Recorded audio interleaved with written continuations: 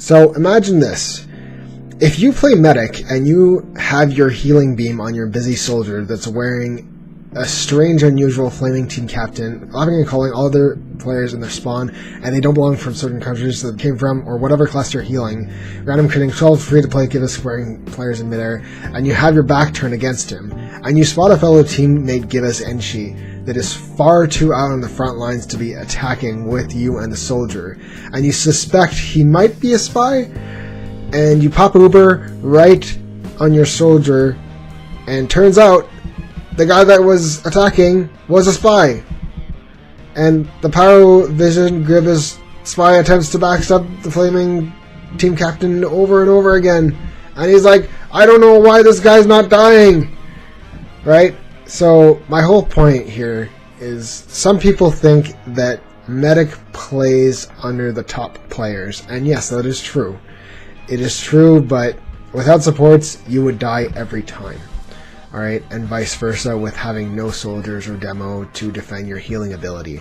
But when you have people who straight out disrespect you as a medic, that's when it grinds my gears.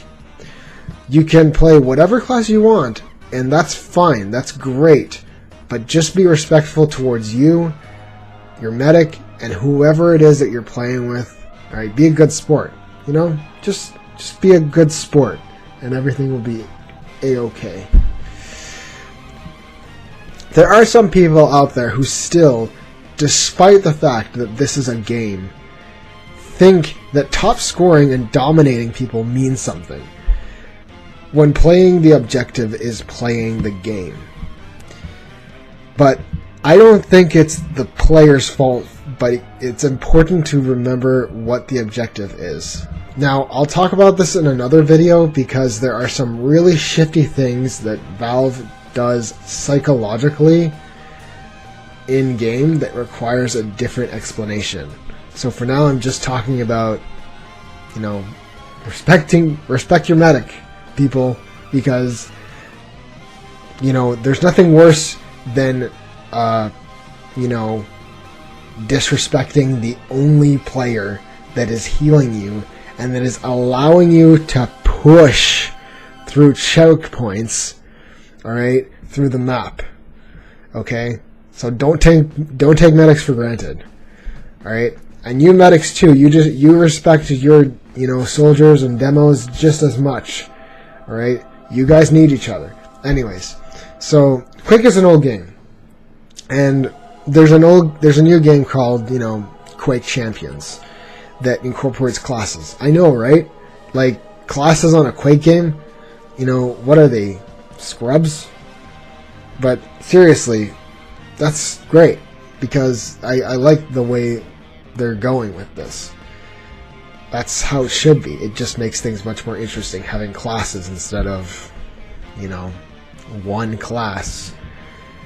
But anyways, so my whole point is that playing a support or being on the receiving side of support makes the game more interesting. I just hate it when people think that support characters are nothing more than a class that requires no skill, when really it's about map awareness, knowing your team's health, and landing those sweet, sweet crossbow shots at the same time. Alright?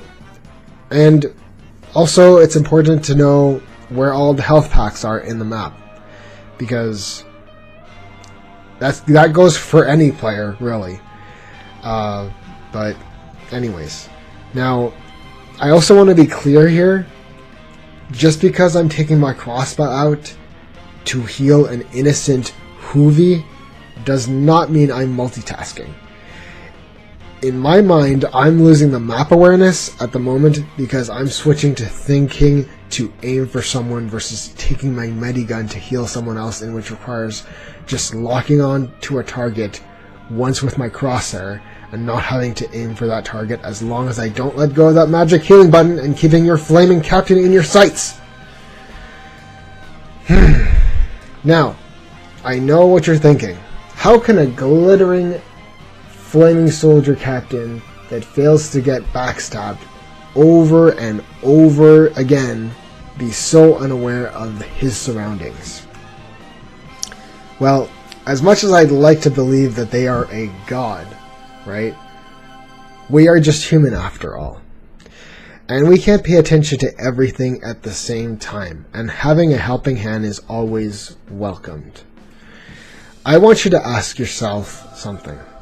When you spend the time shooting a gibbous sniper, how much of your surroundings are you still thinking about that one shot in that millisecond? Right?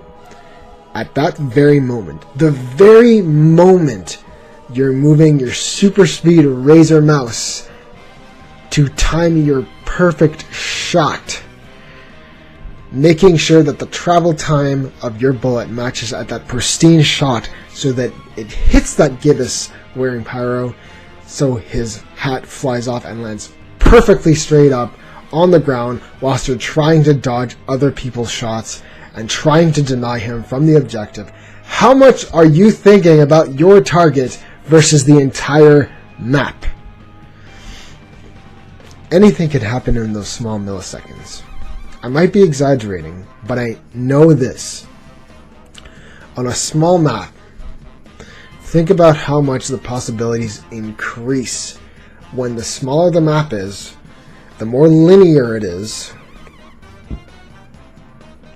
the more of the chance you're going to get damaged, killed, backstabbed, or just taking a friendly sandwich from a friendly hoovie. I said friendly twice there, but never mind that.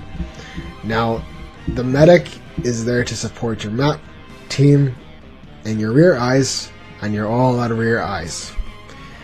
I know there are weapons that can compensate for the lack of medic, but if you want guaranteed success every time, having at least one medic is essential, especially on pubs. Also, always thank your medic when you get healed. It encourages more people to play medic. Thanks for watching.